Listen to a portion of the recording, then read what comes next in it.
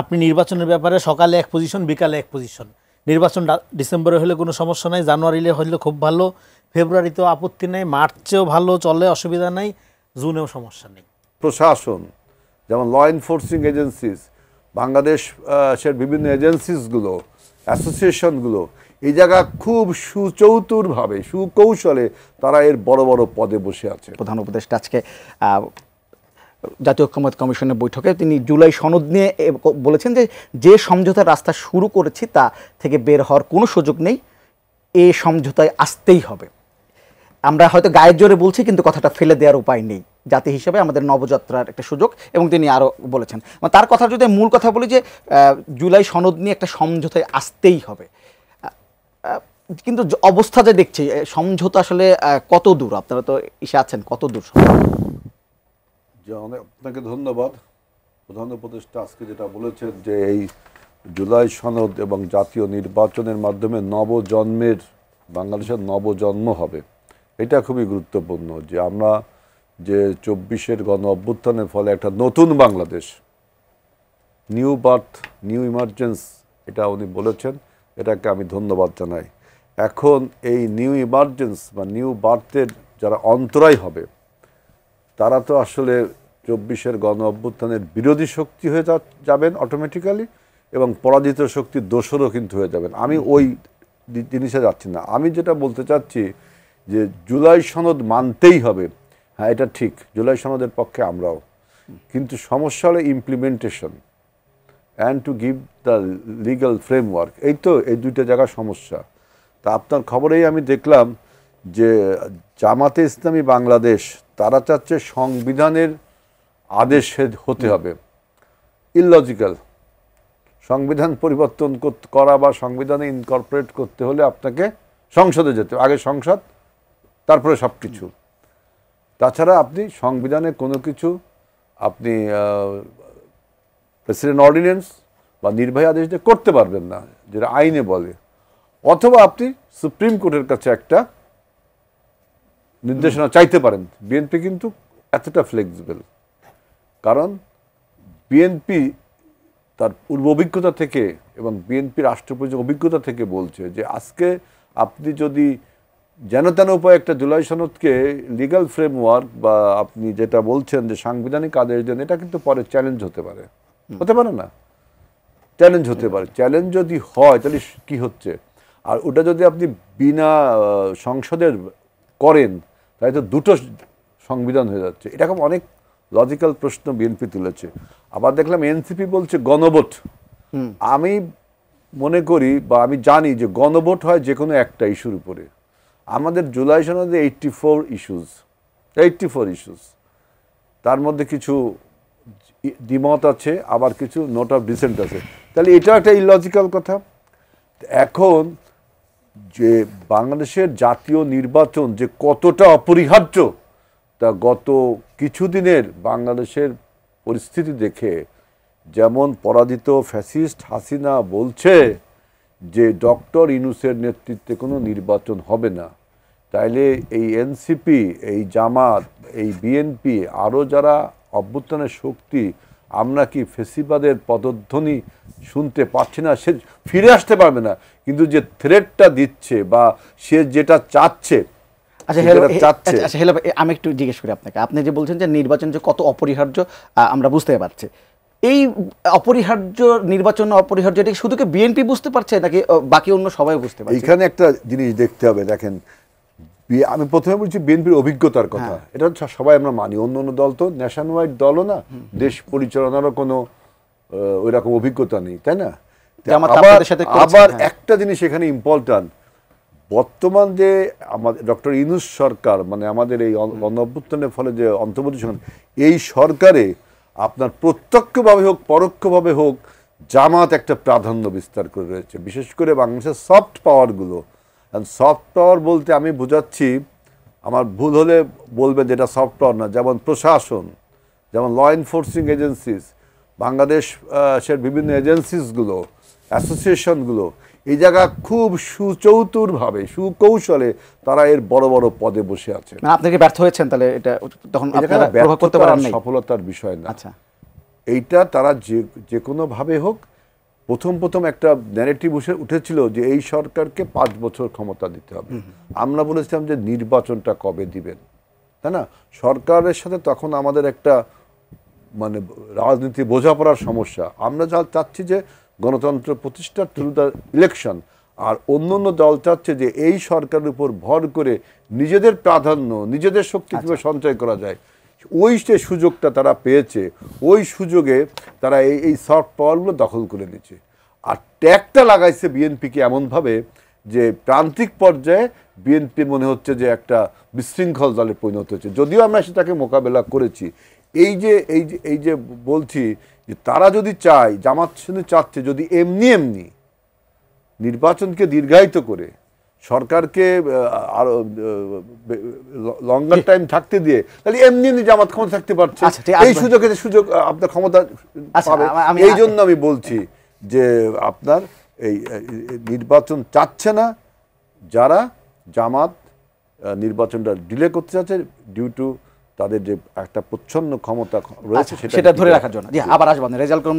রনি, আপনার কাছে একটু জানতে, এই সমঝোতা নিয়ে যেটু জানতে চাই আমি, একটু জানতে চাই এই যে বিশেষ ডাকসু নির্বাচন সব কিছুর পরে আপনাকে কি মনে হয় যে আসলে বিএনপির যে সেখানে কোনো অধিকার আদায় করে না, বিশেষ করে জাতীয় সনদ নিয়ে, সেখানে বিএনপির যে আগে যে প্রভাবটা ছিল সেই প্রভাব একটু ভাটা পড়েছে কিনা?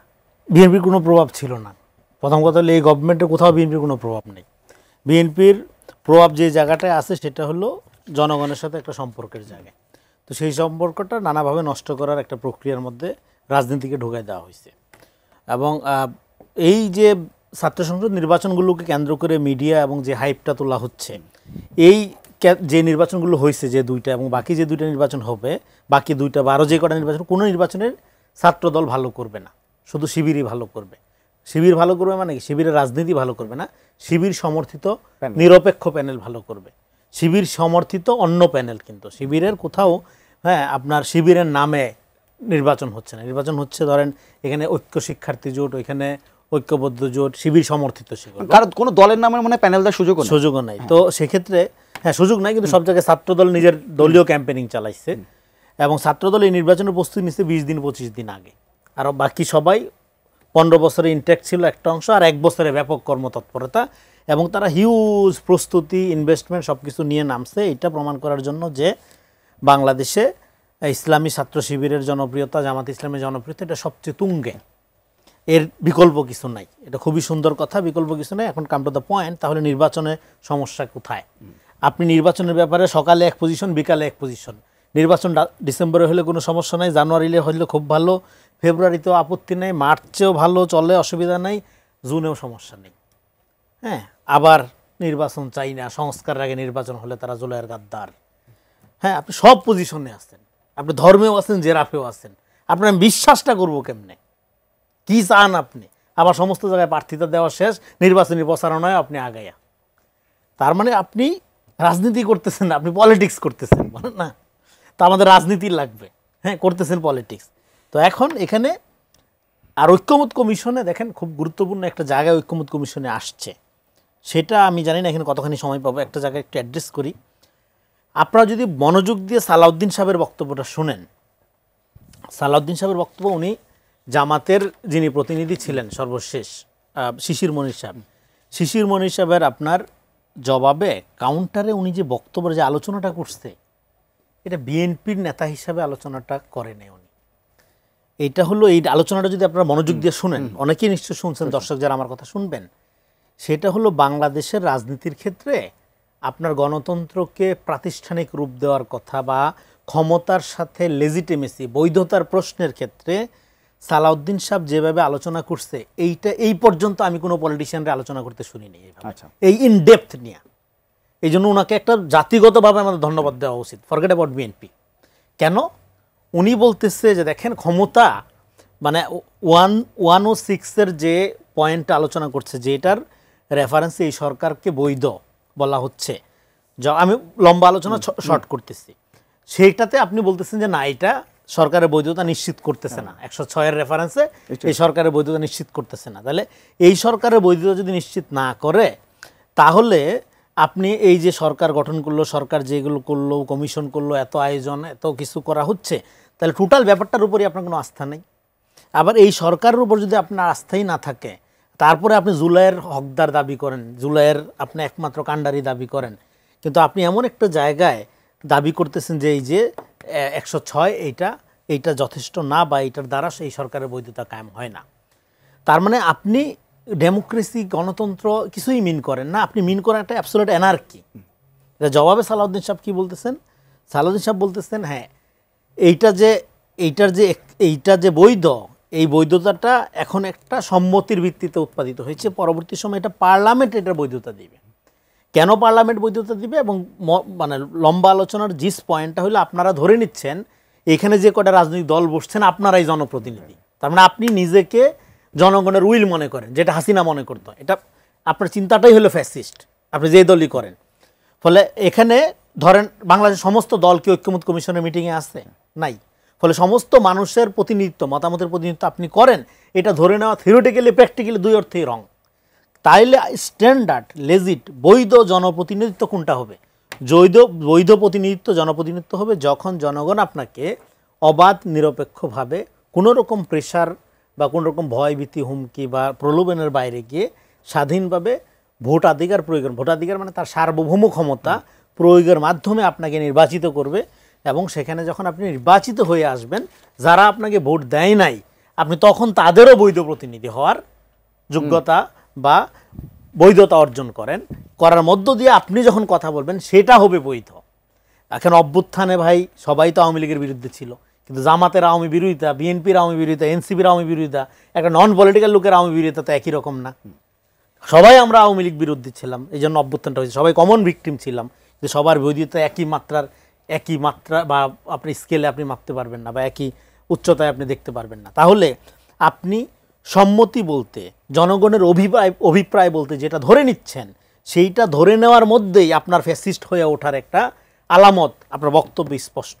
যেটা আমি সালাউদ্দিন সাহেবের বক্তব্যের গুরুত্বটা কোথায় বললি, বিএনপি রাজনীতি কি করবে না করবে আমরা জানি না, কিন্তু উনি যেটা মিন করতেছে, ক্ষমতার যে লেজিটিমেসি লাগে, ক্ষমতার যে বৈধতা লাগে, এইটার একটা লিগ্যাল গ্রাউন্ড দরকার, এইটা যে উনি খুব ভালোভাবে বুঝতে পারতেছে, এইটা বাংলাদেশের ডেমোক্রেসির জন্য আমি মনে করি যে একটা সুবর্ণ উত্তরণ, অনেক ভালো আন্ডারস্ট্যান্ডিং, যে সে ধরে নিচ্ছে না যে জনগণ অলরেডি আমাকে সমর্থন দিয়ে দিছে বা অলরেডি আমার সাথে আছে, সে টেস্টেড হয়ে আসতে চায়, সে রিয়েলি জনসমর্থন লেজিটভাবে বৈধভাবে নিয়ে আসতে চায়। আর আপনি মনে করেন আমার তো জনসমর্থন পাইয়া ফেলছি, আর কিছু দরকার নেই, আমার যা মন চায় তাই করবো। হ্যাঁ, সকালে বিপ্লব, বিকালে গণ অভ্যুত্থান, আজকে নতুন সংবিধান, কালকে গণপরিষদ, পরশুদিন পিআর, মানে যা খুশি বলতেছেন। তার মানে কি আপনি বিজনেস মিন করেন না। এই পয়েন্টে একটা জিনিস বললে শেষ করি, যখন নির্বাচন নিয়ে কথা উঠবে, নির্বাচনকে যারা যে কোনো শর্তের আলোকে, হ্যাঁ, অমুক 7 মণ হইলে তমুক 10 মণ নাচিবে, কোনো শর্তের আলোকে যখন কথা বলবে, সে ডেমোক্রেসি মিন করেন। আচ্ছা, ঠিক আছে।